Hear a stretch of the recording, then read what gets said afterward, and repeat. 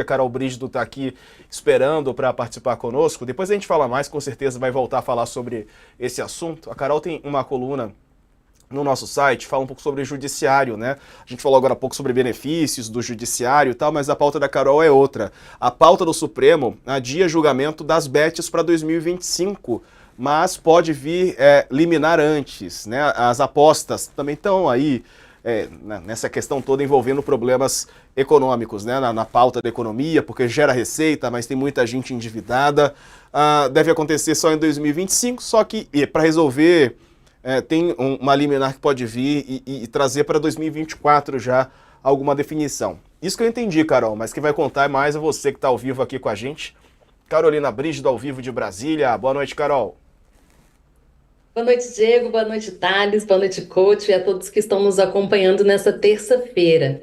Olha, esse tema das bets, a gente viu que ele é rodeado de muita polêmica, né? O que ficou mais evidente para a gente que vê assim para a gente que não aposta, eu suponho, e que vê um pouco de fora essa situação, é que tem uma parcela da população que é sim muito vulnerável, né, a esse tipo de aposta online. E já existia uma ação lá no Supremo Tribunal Federal para discutir a constitucionalidade dessas chamadas bets, que são essas apostas online. Aí, quando foi ontem à noite, o Procurador-Geral da República, Paulo Gonet, ele entrou com mais uma ação questionando a legalidade, questionando a constitucionalidade desse tipo de aposta. Ele questiona a constitucionalidade de leis de 2023, de 2018 e também aquele conjunto de portarias do Ministério da Fazenda que regulamentaram há pouco tempo essa modalidade de aposta de cota fixa.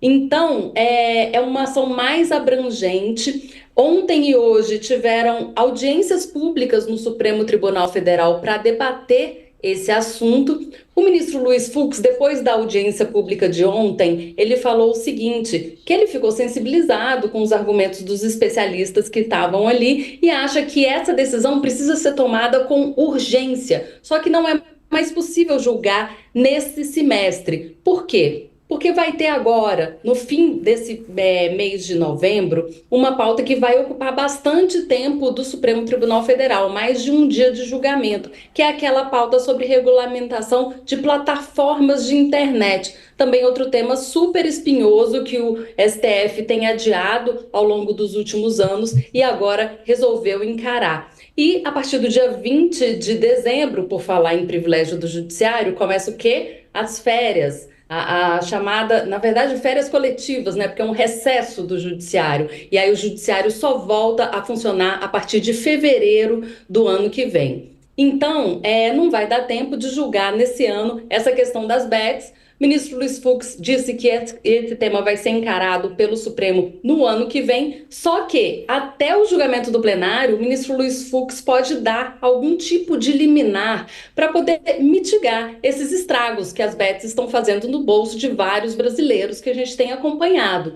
Então, ele deu uma declaração ontem que deu a entender isso. Ele falou que vai analisar ainda, vai conversar com representantes do Executivo e do Legislativo sobre esse tema, antes de decidir se vai dar uma decisão cautelar, que é uma decisão que é uma decisão urgente, uma decisão individual, mas que depois ela seria colocada no crivo do plenário para que os ministros possam confirmar ou não. Isso é o mais provável que aconteça. Então, assim, não seria uma liminar anulando todas as bets, mas pelo menos minimizando os efeitos deletérios que elas têm no bolso dos brasileiros.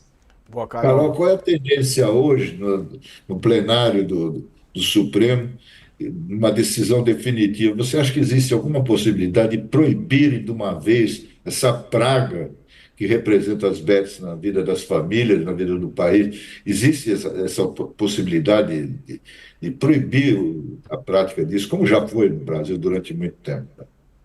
Olha, coach, eu acho que proibir de vez é muito pouco provável. O que é mais provável é que se chegue a um consenso, se chegue a um meio termo. Como a gente vê, esse tipo de temática, ele costuma ensejar muito conflito entre os poderes, né? E de alguma forma o Supremo está tentando diminuir essa quantidade de conflito, apesar de chegar esses temas polêmicos todos para o julgamento da Corte. Então, o que tem sido mais tendência é o quê? Que os poderes se reúnam, executivo, legislativo, judiciário, para ver um meio do caminho que é possível para agradar os três poderes e não ficar essa tensão. Então, a tendência não é que o Supremo derrube tudo, não, mas derrubar um pedacinho, eu acho que vai acontecer sim, pelo que a gente está vendo de tendência dentro do tribunal hoje.